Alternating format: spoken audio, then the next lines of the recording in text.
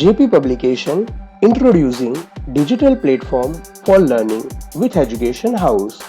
Download the application Education House from Google Play Store and follow us on Facebook, YouTube and WhatsApp. Hello friends, in this video we will learn about the classification of business activity in which introduction, types of industries and concept of commerce are detailed explained. Let's see all the topic in a deep through this video. Classification of business are mainly divided in two parts, in which number first is industries. Industries are divided in three categories: primary, secondary, tertiary. In primary, there are sub two parts, extractive and genetic. Secondary are also divided in two parts, manufacturing and construction. In manufacturing, they are divided in four categories: analytical, synthetical, processing, assembling. And second part is commerce. Commerce are mainly divided in two different categories, trade and auxiliaries to trade. Trade are divided in two categories, internal, external. In internal, wholesale and retail, where in external, import, export and interport, or it is also called as re-export. Where auxiliaries to trade are divided in five different types of services: transportation, warehousing, insurance, banking and finance, and advertising. Let's see all the various classifications in a deep. Industries, in which primary industries. The industries which work very nearer with the nature is known as primary industries. This type of industries are using direct things which comes from the nature and it used manpower. As per example, agriculture, fisheries, cattle rearing, animal husbandry, etc. Most probably जो industries nature के near by रह के काम करती है उसे हम primary industries बोलते हैं। हालांकि ऐसी इंडस्ट्रीज नेचुरल थिंग्स का डायरेक्ट यूज करती है और मैन पावर उसमें अप्लाई होता है, जैसे कि एग्रीकल्चर, फिशरीज, कैटल रेयरिंग का काम, एनिमल हस्बेंडरी का काम, ये सभी एक प्राइमरी इंडस्ट्रीज है। In primary industries there are two categories: genetic industries. The industries remaining engaged in the breeding plants and animals for their use in further reproduction is known as genetic industries. एक ऐसी industries के जिसमें plant और animals को breeding करने का काम या उसकी नई जो भी जात है उसे प्रोड्यूस करने का काम किया जाता है, जो प्रोडक्शंस के लिए हेल्पफुल होती जाए, उसे हम जेनेटिक इंडस्ट्रीज बोलते हैं। Example: breedings of plant, seeds, nursery company etcetera. तो प्लांट को ब्रीडिंग करना या सीड्स को ब्रीड करना या नर्सरीज को डेवलप करना, ये सब जेनेटिक इंडस्ट्रीज है। Second, that's an extractive industries. The industries which extract the product from the natural resources, then it is known as extractive industries. Extractive industries supply some basic raw materials that are mostly products of geographical or natural environment. Example: farming, mining, lumbering, hunting, fishing operations, etc. जो industries natural resources में से अलग अलग product को extract करने का काम करती है उसे हम एक्सट्रैक्टिव इंडस्ट्रीज बोलते हैं। हालांकि ये जो इंडस्ट्रीज है वो ज्योग्राफिकल और नेचुरल एनवायरनमेंट पर डिपेंडेंट होती है। कई जगह पर फार्मिंग, तो कई जगह पर माइनिंग, कई जगह पर लुम्बरिंग, कई जगह पर हंटिंग, फिशिंग, ऐसे अलग अलग काम होते रहते हैं। ये दोनों के दोनों पार्ट्स प्राइमरी इंडस्ट्रीज के ही पार्ट है। Second, it's called as in secondary industries. The process undertaken for moving natural wealth up to customers are secondary industries. These industries are like backbone of industrial activities. Example: chemical industries, cloth, ceramic, etc. एक ऐसी industries जिसमें हम natural resources पर process करके consumer के required goods को produce करते हैं, ऐसी इंडस्ट्रीज को हम सेकेंडरी इंडस्ट्रीज बोलेंगे। हालांकि ये इंडस्ट्रीज हर एक इंडस्ट्रियल सेगमेंट के लिए एक बैकबोन है जिसके ऊपर ही पूरी की पूरी इंडस्ट्रीज डेवलप की हुई है, जैसे कि chemical industries, cloth, ceramics etcetera. Secondary industries are divided in mainly two parts. Out of them, first is manufacturing industries. The industries which are engaged in a processing of raw material and converted into the finished goods, then it is known as manufacturing industries. एक ऐसी industries जो अपने raw material को finish goods में convert करने का काम करती है जिसे हम मैन्युफैक्चरिंग इंडस्ट्रीज बोलते हैं। Manufacturing industries are divided in 4 categories like analytical industries. The industries which analyze and separate the different elements from the same material is known as analytical industries. Example, oil refinery. एक ऐसी industries को जो natural resources को अलग अलग part में separate करने का काम करती है, अलग करने का काम करती है, तो उसे हम एनालिटिकल इंडस्ट्रीज बोलेंगे. जैसे कि ऑयल रिफाइनरीज, जिसमें क्रूड ऑयल में से पेट्रोल, केरोसिन, गैसोलीन ऐसी अलग अलग प्रोडक्ट को सेपरेट किया जाता है, उसे अलग किया जाता है. Synthetical industries, the industries which combines the various ingredients into new product, then it is known as synthetical industries. Example, cement. एक ऐसी इंडस्ट्रीज जो अलग अलग पार्ट्स को, अलग अलग इंग्रेडिएंट्स को एक नई प्रोडक्ट में कन्वर्ट करने का काम करती है, तो उसे हम सिंथेटिक इंडस्ट्रीज बोलते हैं. This type of industries is called as in synthetic industries. Example, cement जैसी इंडस्ट्रीज सिंथेटिक इंडस्ट्रीज है. उसके बाद आती है processing industries. The industries which involve successive stage for manufacturing finished product, then it is known as processing industries. As per example, sugar and paper. जो industries manufacturing को finish goods या finish products में convert करने का काम करती है और प्रोसेस करती है उस पे, तो उसे हम प्रोसेसिंग इंडस्ट्रीज बोलते हैं. जैसे कि शुगर एंड पेपर, ये इस तरह की प्रोसेसिंग इंडस्ट्रीज है जिसमें हम फिनिश गुड्स में डायरेक्टली कन्वर्ट करते हैं, यानी जो भी मैन्युफैक्चरिंग गुड्स है उसे डायरेक्टली फिनिश गुड्स में तब्दील किया जाता है. Assembling industries, the industries which assembles the different components parts to make a new product, then it is known as assembling industries. Example, car producers, computer producers.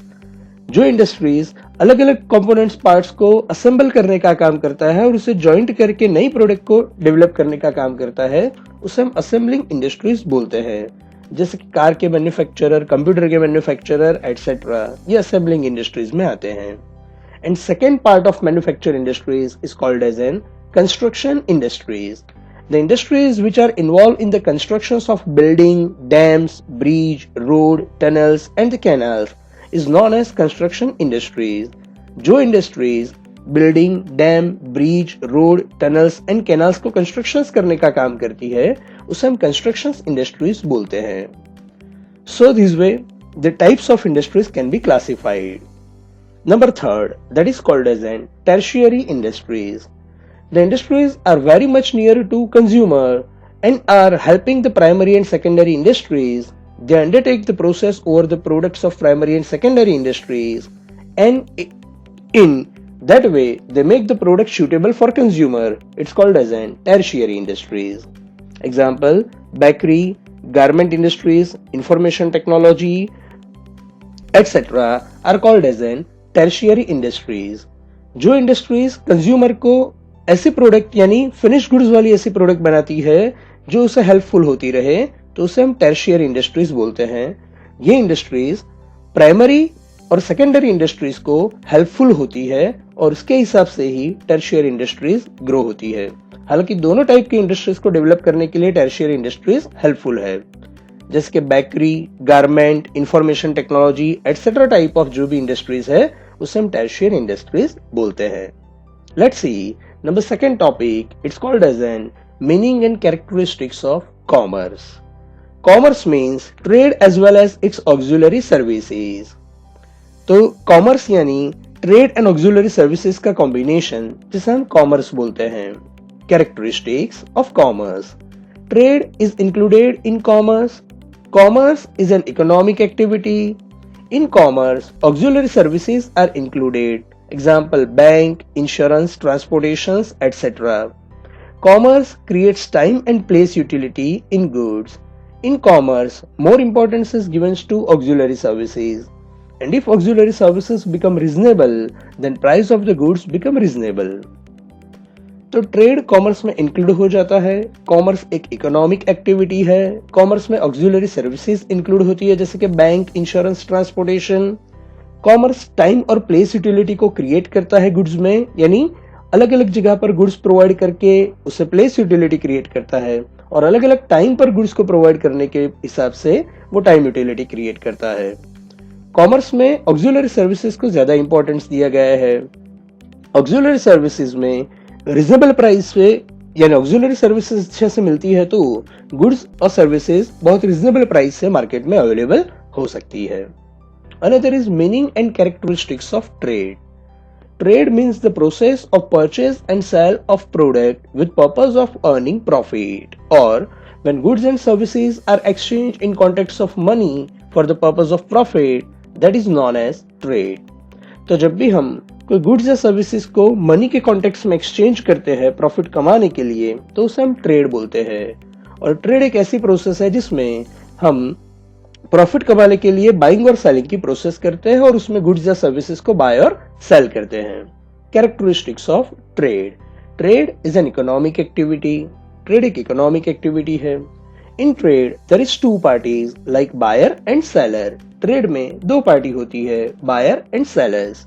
Exchange is required for trade. Trade के लिए exchange करना compulsory है।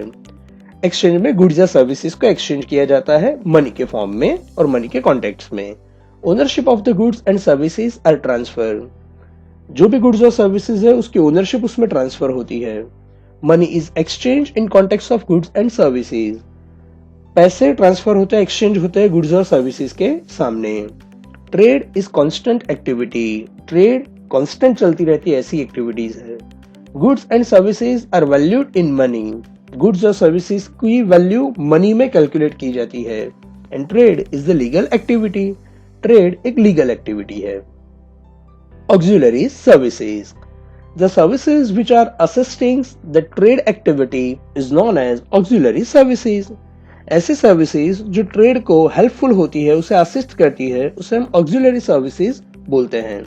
There are 5 different types of auxiliary services have been observed, in which transport and communication, banking and finance, insurance, warehousing and advertising are there. Let's see. Transport and communication. Mostly, this service is most essential and primary to expand the business and trade. Transport facility obtained by the roadway, railway, airway, pipeline way, coastal ways, etc. And for communication, postal, telephone and emails and many more modern techniques are included. हम जानते हैं कि business या trade को expand करने के लिए transport और कम्युनिकेशंस बहुत असेंशियल है। Transport facility roadway, railway, airway, pipeline way या कोस्टल वे से, सी वे से की जाती है और ली जाती है। और कम्युनिकेशंस की जो भी फैसिलिटीज है वो पोस्टल, टेलीफोनिक, ईमेल या अदर मॉडर्न टेक्निक से यूज की जाती है। तो इस हिसाब से ट्रांसपोर्ट और कम्युनिकेशंस डेवलप किए जाते हैं। Banking and finance. Finance is the blood of business. Without it business activity can not be undertaken. In banking, loan, bank overdraft, cash credit, financing and many more services are included. कोई भी business के लिए finance blood of business है, यानी business का एक life blood है जिसके बिना कोई भी काम नहीं हो सकता। बैंकिंग के सर्विसेज में लोन, ओवरड्राफ्ट, कैश क्रेडिट और फाइनेंशियल फंडिंग देना या बहुत सारे मॉडर्न फंक्शनिंग करना, ये सभी सर्विसेज उसमें इंक्लूड होती हैं। Number 3, that's an insurance.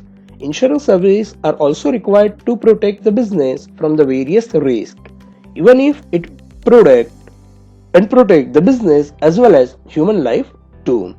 Insurance एक ऐसे सर्विसेज है जो बिजनेस रिस्क को कम करने में हेल्पफुल होती है। बिजनेस के साथ साथ वो ह्यूमन लाइफ को भी प्रोटेक्ट करती है, उससे बचाती है।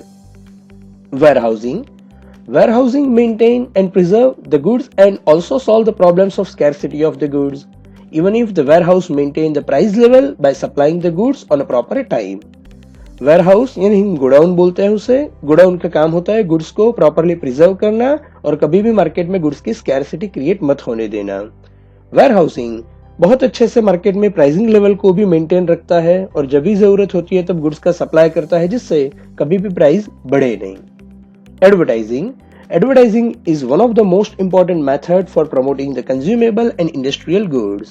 Advertising help in providing information about available goods and services and including customers to buy the particular items.